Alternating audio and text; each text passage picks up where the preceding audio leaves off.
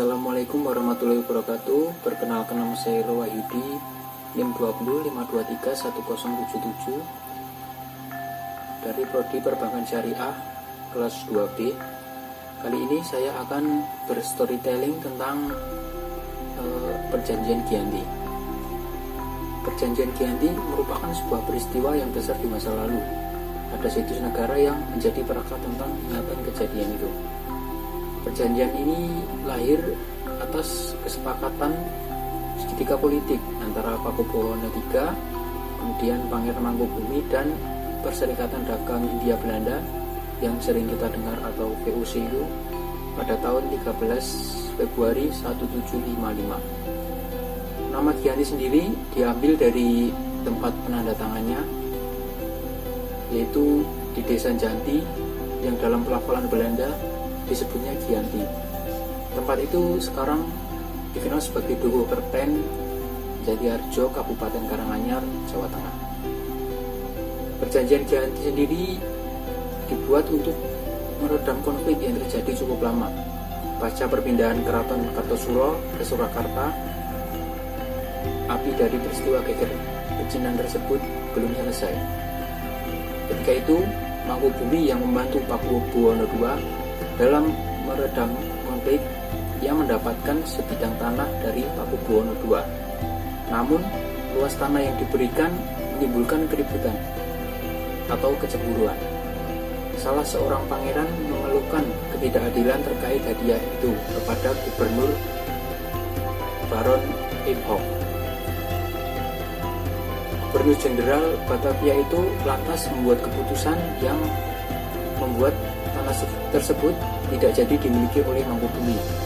Akhirnya Mangkubumi berbicara pada Pakubuwono II, daripada tanah itu dikurangi dan membuat masalah, lebih baik dibuang saja.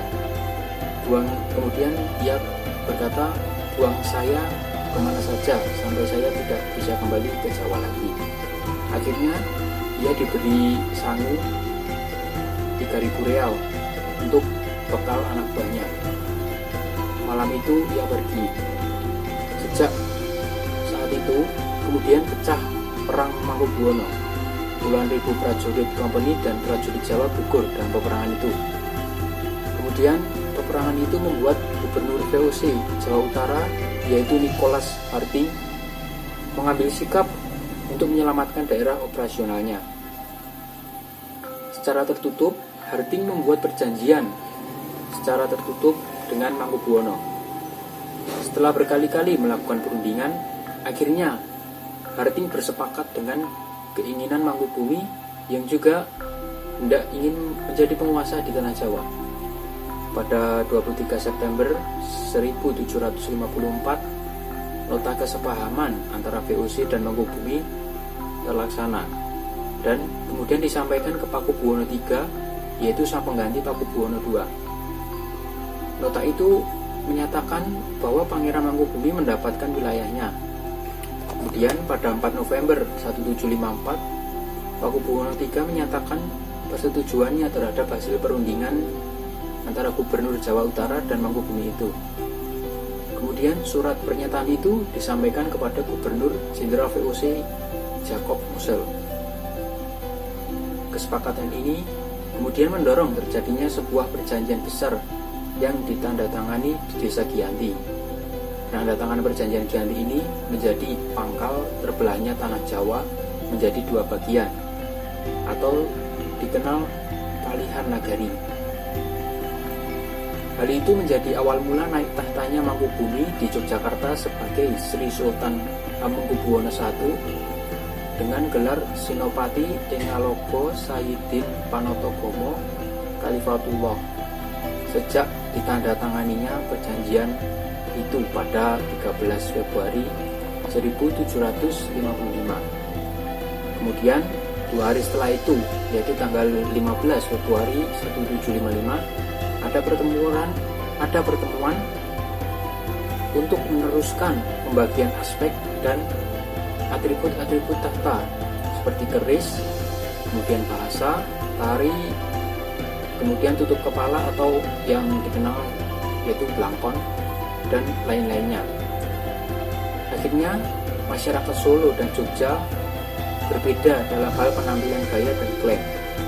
Tetapi keterbelahan masyarakat Jawa itu tidak terjadi seketika setelah perjanjian Giyanti itu.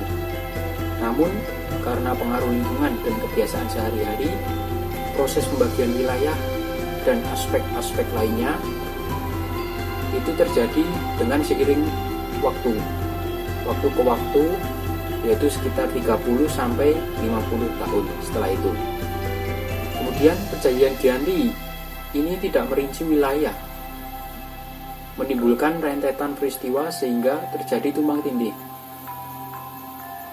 Sementara itu, pasca perjanjian Giyanti, Raden Mas Said atau yang sering dikenal Pangeran Sambernyawa yang dahulu membantu Mangkubumi masih terus melakukan pemberontakan, seperti Mangkubumi Pangeran Sambernyawa yang juga merupakan terah Mangkubumi turut menuntut hak sebagai penguasa wilayah. Kemudian dalam gerakannya pada Oktober 1755, Pangeran Sambernyawa berhasil mengalahkan satu kelompok pasukan VOC, dan pada Februari 1756 ia juga hampir membakar keraton yang baru didirikan di Yogyakarta. Kemudian setelah perang bertahun-tahun, VOC akhirnya menyudahinya dengan menandatangani perjanjian Salatiga pada tahun 1757. Perjanjian ini membuat tanah Jawa kembali terbagi. Karena pada perjanjian ini disepakati bahwa Pangeran Sambernyawa mendapat sebagian dari wilayah Kasunanan Surakarta dengan wilayah kekuasaan yang dikenal sebagai Kadipaten Mangkunegaran. Kemudian Pangeran Sambernyawa pun berjatah tahta dengan gelar Kanjeng Gusti Pangeran Adipati Arya Mangkunegara Lelono Jaya Wisesa Senopati ing Alaga Satriya Raga Mataram ing Nagari Sarwo. Keterbelahan Jawa ini belum berhenti. Kemudian pada tahun 1813 di masa Gubernur Jenderal Thomas Stamford Raffles dari Kerajaan Inggris, Kesultanan Yogyakarta juga terbelah dengan kemudian lahirnya Pakualaman. Dengan demikian, tanah Jawa kemudian memiliki 4 wilayah pemerintahan, masing-masing tumbuh dengan perbedaan model dan orientasi politik. Kemudian hal itu mengantarkan Jawa pada rupa yang beragam. Kemudian dinamika politik yang digerakkan oleh revolusi pada masa pertengahan 1940-an, kemudian masing-masing wilayah mengalami nasib yang berbeda-beda. Hal ini berujung pada perbedaan status hingga saat ini.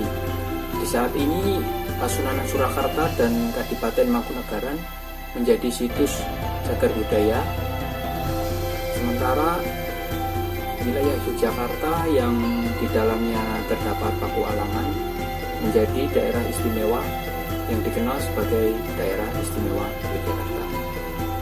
Sekian storytelling dari saya. Apabila ada salah dalam menyampaikan, mohon dimaafkan. Akhirul kalam, wassalamualaikum warahmatullahi wabarakatuh.